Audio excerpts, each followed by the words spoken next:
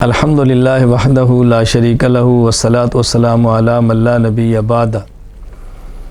ایسا مسلمان مرد یا عورت جو بڑھاپے یا کسی مستقل بیماری کی وجہ سے روزہ نہ رکھ سکتا ہو اور یہ عذر دائمی ہو، یعنی آئندہ صحت مند ہونے کی بظاہر کوئی صورت نہ ہو اسباب کے درجہ میں، تو ایسی صورت میں ہر روزہ کے بدلہ میں ایک مسکین کو کھانا کھلانا فدیہ کہلاتا ہے۔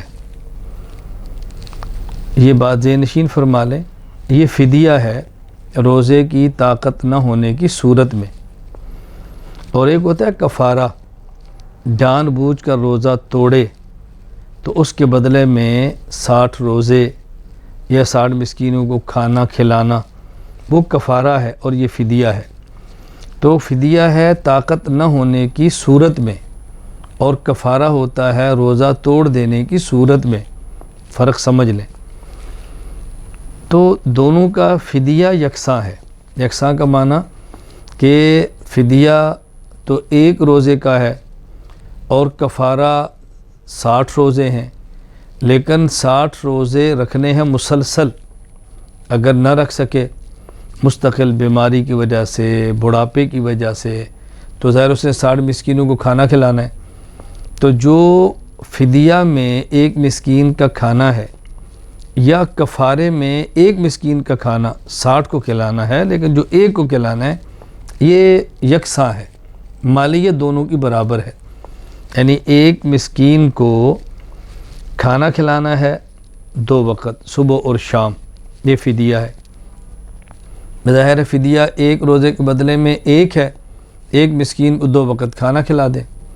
اور اگر کفارہ ہے تو ظاہر ہے 60 مسکین ہے، تو ہر مسکین کو صبح و شام 2 وقت کھانا کھلانا ہے، یا تو کھانا کھلائیں 2 وقت کا پیٹ بھر کر، اور یا کھانا کھلانے کی بجائے اجناس میں سے کوئی جنس دینا چاہیں تو جنس کون سی دیں گے؟ گندم یا کھجور یا جو یا کشمش۔ مقدار کیا ہوگی؟